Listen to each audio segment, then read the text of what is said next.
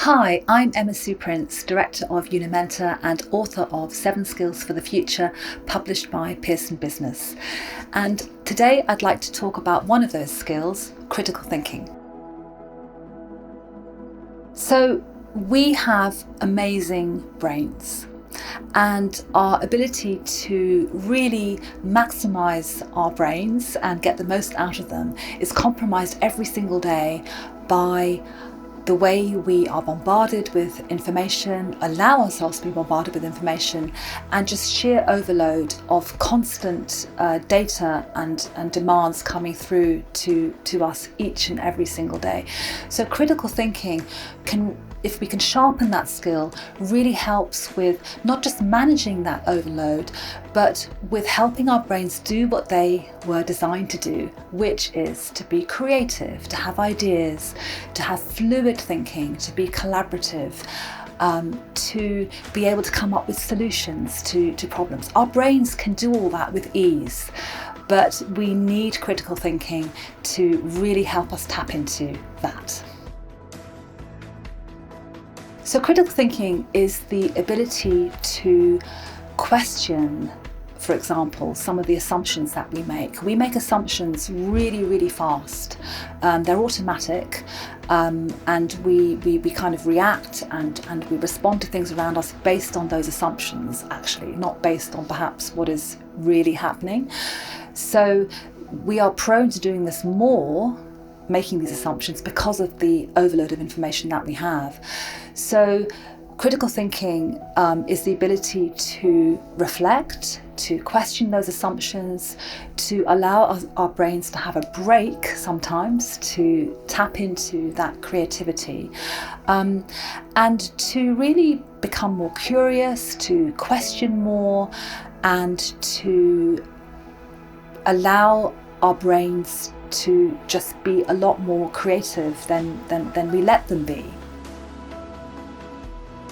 So there are lots of ways that you can develop critical thinking.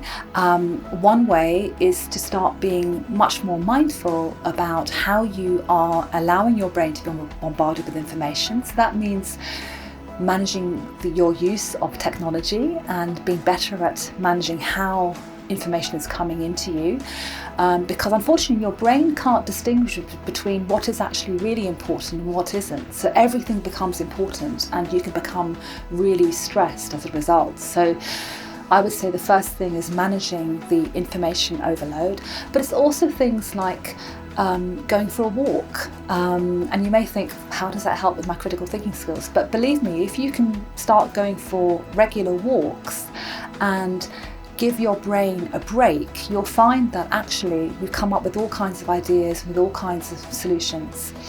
And there are lots of ways, but perhaps another way is generally connected with reflection, is to perhaps write more and to reflect more on what is ahead of you in the day, and to be thinking about how you're going to move through your day, as well as at the end of the day start to reflect more on what has happened during that day. How have you handled things? How have you responded to things?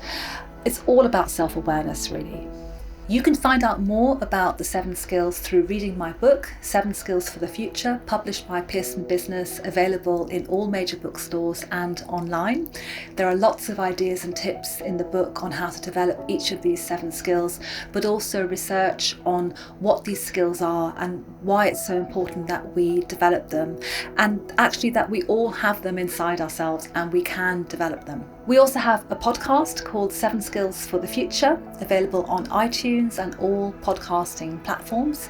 Every Monday morning, I have a fresh episode where I'm talking about one of the skills, or I'm interviewing somebody amazing who is telling us about their take on the 7 skills. So do listen to the podcast, and you can also go to the website Unimentor, where there are more free resources on developing any one of these 7 skills, and you can sign up for daily tips, and that's a tip, a video clip, and a little quote on one of those skills, because the best way to develop these skills is every single day.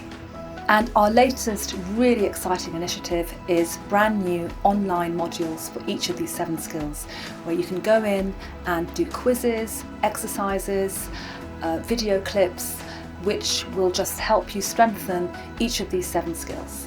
And of course, you're also free to get in touch with me. I love hearing from readers and from podcast listeners. So get in touch, and I'm really happy to talk to you more about these amazing 7 skills for the future.